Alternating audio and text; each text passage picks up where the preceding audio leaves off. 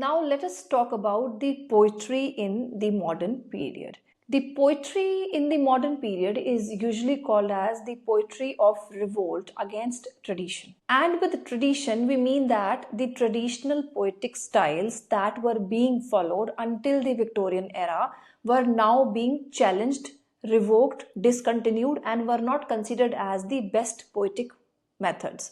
When we read the poetry of Alexander Pope, Matthew Arnold, Tennyson, etc., we see that these poets followed a form, a structure, a particular rhyme scheme, and also illusions from the classical poets. But the poetry that was being composed in the modern period had the World War as its subject matter, and the poetic technique was also not like the Victorian poets. Now it was a loose structure, unrhymed, and with symbols from the ugliness, misery, and anxiety of life that common people were going through every day. The modern poets believed that the poet should project his or her personality through his poetry, and it should be unique rather than following the classical models of poetry. Since the World War had created a chaos and misery in the life of people, and the modern world was living an isolated life in the big cities, so all such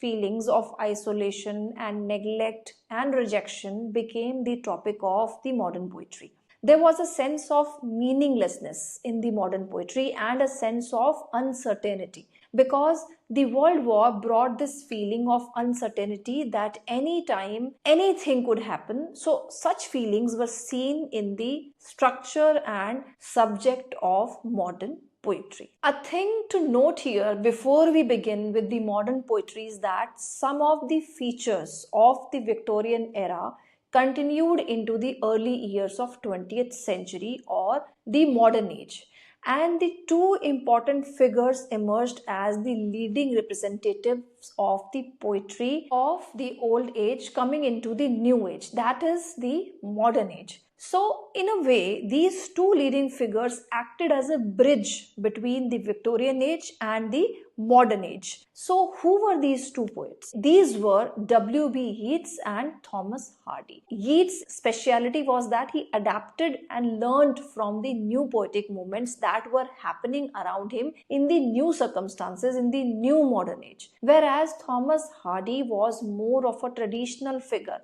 but his poems became a reference point for various anti-modernist reactions. It means that whenever the modern poetry was compared with the old traditional poetic methods, then Thomas Hardy's poetry was taken as a reference point to see the difference between the two styles of poetry, the traditional poetry and the modern poetic styles. The first major group of poets that came after the post-Victorian era were called as the Georgian poets. The poems of the Georgian poets came in a series of 5 anthology or 5 collections of poetry called Georgian poetry, and this collection of poetry was published by Harold Munro and it was edited by Edward Marsh. There were 6 poets who were part of the Georgian group of poets, and they were Edmund Blunden, Rupert Brooke, Robert Graves, D.H. Lawrence, Walter de la Mare, and Siegfried Sassoon. I told you in the previous age about a group of poets called the Decadent poets. Now these Georgian poets and their poetry was a reaction to the decadent poetry of the 1890s or the Victorian era. The Georgian poetry was more towards sentimental side. Out of all these 6 poets, Rupert Brooke and Siegfried Sassoon earned a reputation of war poets also, as they wrote their poems on the after effects of war and the pain and trauma that the soldiers involved in the war went through. There is a very famous poem by Rupert Brooke called The Soldier, where he expresses the pain and the trauma of a soldier involved in the war. The first few lines of this poem are, "If I should die, think only this of me, that there is some corner of a foreign field that is forever England." An important thing to note here is that one of the most important war poets, who is also known as the father of war poetry, was Wilfred Owen, who wrote some of the best British poetry on World War I. He was a soldier himself and he was killed in action at the age of 25. One of his famous poems is Dulcie et Decorumist, that was published in 1920 after his death. The title of the poem is taken from the words written by a Roman poet named Horace, which in English means that it is sweet to die for one's country. As I told you, that modern age began from the year 1901 and the First World War began in 1914 and ended in 1918. So the first 2 decades or the first 20 years saw the rise of Georgian poets, as we discussed above, and the war poets. Since England was in a war-like situation, other nations around the world were also in the similar situation. But after the World War I was over, we saw a social and political change in Britain as an empire. The United States, which was now long independent from the rule of British Empire, began to overtake Britain as the major economic power. Now in the world of poetry, when United States started to become the major economic power, we saw many American writers who became popular and stood ahead of the other writers from Britain or anywhere else. These American writers who were now at the forefront are also known as the avant-garde or the advanced guard, which is a military term, which means the soldiers who are at the front when marching towards the battlefield. Now, who were these poets who stood at the front in case of poetry and literature? These were poets like T.S. Eliot and Ezra Pound, both of whom spent a major part of their life as writers in England but later moved to the United States. Let us talk about Ezra Pound first. Ezra Pound, along with 6 other poets, was a part of a group of poets called the Imagists, who emerged in the early 20th century. Besides Pound, there were 6 other poets in this group, and they were Hilda Doolittle, also known as H.T., William Carlos William, James Joyce, T.E. Hume, F.S. Flint and Richard Eldington. The main features of the Imagist poetry was that it used clear and concise language, that is, simple, direct words and phrases. There was no verse in it. It was a free verse poetry. This poetry emphasized on the thing itself or on the subject on which it was being written. These poets used fragmented narratives in their poetry. To make you understand the poetic style of these poets, I would add a few lines of the poem The Red Wheelbarrow, which is a poem written by William Carlos William, and then you will understand what I mean by fragmented poetry of the modern age. Listen to the lines. So much depends upon a red wheelbarrow glazed with rainwater beside the winter chickens. We do not see any kind of rhyming scheme or any high-flown words into this stanza of a poem, and it is very simple day-to-day word that has been used. The topic of the poem is about a simple common wheelbarrow, and there is no rhyme scheme that we see in this poem. So this was the style of the Image when they wrote their poetry during the 20th century. These poets were influenced by the Japanese poetry style called haiku, which also had the same political characteristics as I told you. Hugh Selwyn Moberly, published in 1920, is also one of the famous poems written by Ezra Pound, which explores the theme of disillusionment. Now let us talk about the most important poet of the 20th century, and that is T.S. Eliot. Eliot was a British-American poet and playwright and a critic. His poetic style is also the one rejecting the traditional poetic forms and experimenting with the new forms of poetry. His poetry is also fragmented in nature and it does not have any kind of rhyme scheme. He was the master of symbolism. That means he used symbols, illusions, mostly mythical illusions from the Greek age and metaphors to convey his complex ideas and meanings through his poems. He used vivid imagery in his poems, and the narrative of the poem was usually fragmented and disrupted. The best example is his poem, The Waste Land. The beginning lines of The Waste Land itself suggests the rejection of the traditional poetic styles and rejection of the traditional imagery. In the opening lines of the wasteland, the poet says, April is the cruelest month. Now, in his poem, April has been shown as the cruelest month, whereas traditionally the month of April until the Victorian age was considered as the month of blooming of flowers and coming of spring season after the winters have gone and the snow has already melted. But Eliot, in his poem, turns this image of April upside down, thereby rejecting the traditional poetic methods and symbols.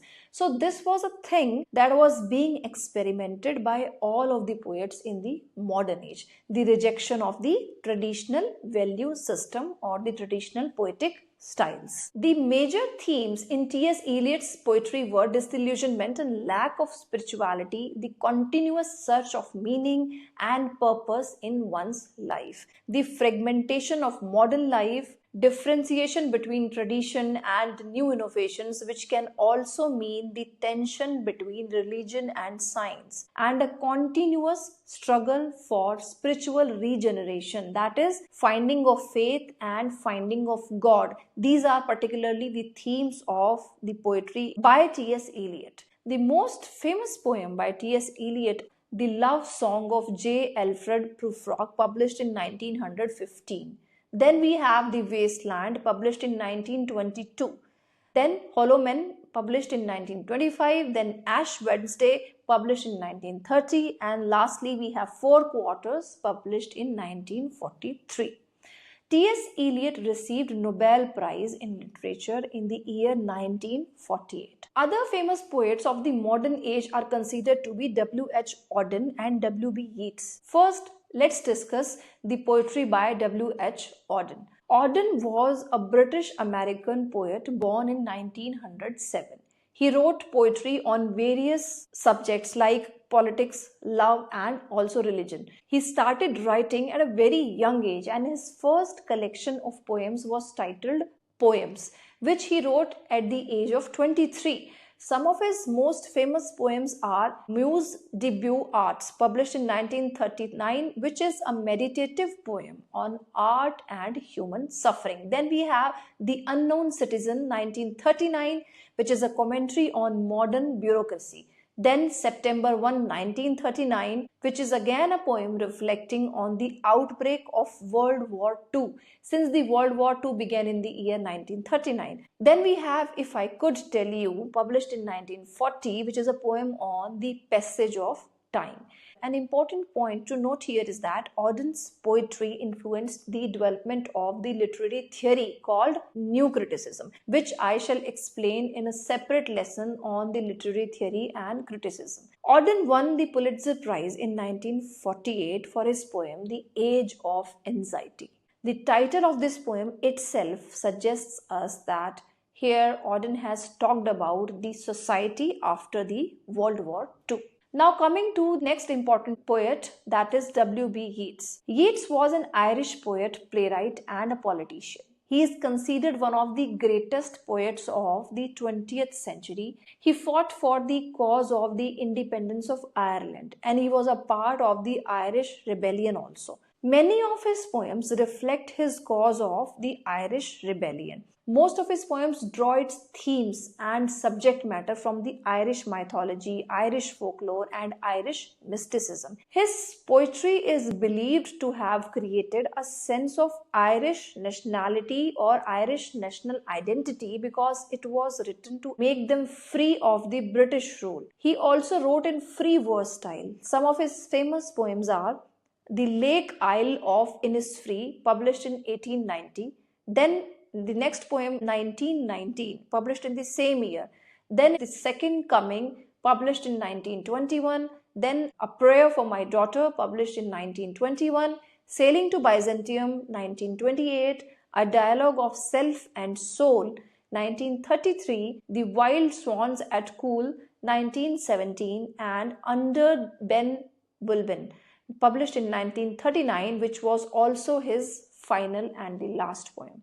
Some of the famous lines from the poetry of W.B. Yeats which we must know are his poem The Second Coming, which says, Turning and turning in the widening gyre, the falcon cannot hear the falconer. Things fall apart, the center cannot hold. Mere anarchy is loosed upon the world. And this poem also gave birth to the title of the most popular novel by Chinua Achebe, Things Fall Apart. Then there are lines like, "What rough beast, its hour come round at last, slouches towards Bethlehem to be born." Another poem which is famous by Yeats is Sailing to Byzantium. There are some famous lines from this poem which go like this: "There is no country for old men, the young in one another's arms, birds in the trees, those dying generations at their song." Then comes a prayer for my daughter, and in this poem, Yeats says, "May she be granted beauty and yet not beauty to make a stranger's eye distraught." A prayer for my daughter is a concern of Yeats and a fear of him that a father expresses for his daughter's future in an uncertain world. All his poems, therefore, show his use of mythology and the contemporary isolated life full of chaos and the war experienced by most of the people during the 20th century. Some of the other famous poets of the modern age and the postmodern age who were writing on social issues were Robert Frost, who is an American poet known for his description of rural New England setting in his poems. He uses the themes such as nature, morality, and human condition in his poems. Some of his famous poems are The Road Not Taken, published in 1916, Stopping by Woods on a Snowy Evening in 1922. This poem has one of the famous lines, "Woods are lovely, dark and deep, but I have promises to keep, miles to go before I sleep, miles to go before I sleep." Then we have another famous poem, Ending Wall, published in 1914. This poem describes the sour or bad relationship of the two neighbors and who are trying to raise a higher wall between their houses. Then we have another poem, Birches, 1916, Home Burial, 1914, The Death of the Hired Man, 1914, and After Apple Picking, 1914 again. The next important poet from the 20th century is Philip Larkin, who was a British poet, novelist, and a jazz critic of the 20th century. His famous poetry collection is The Whitsun Weddings, published in 1964, which is a collection which reflects on post-war England and the changing social landscape of the country. Some of his other famous poems are Church Going, Obeyed, and Arundel Tomb. Philip Larkin was a promoter of Jazz Age and he wrote various reviews and essays on the subject of jazz. The next poet in this category is Ted Hughes, who was a British poet, novelist, and a playwright of the 20th century. His majorly famous poetry collection is The Hawk in the Rain, published in 1957. His famous poems are The Thought Fox, a poem about the creative process and the power of imagination. Other poems by him are The Jaguar, published in 1957, Hawk Roosting, 1960, which is also a poem that explores the hawk, a predatory bird's perspective and his dominance. Then we have another poet of 20th century and his name is Stephen Spender. Stephen Spender was a British poet, novelist, and a literary critic. Some of his famous poems are The Pylons, My Parents Kept Me from Children Who Were Rough, An Elementary School Classroom in a Slum, and Not to Keep. Spencer explores the themes of isolation, social class, childhood, realities of war, and struggles of education in rural areas in his poems. So that was all about the poetry of the 20th century literature. In the next video, we will talk about the novels of the 20th century period.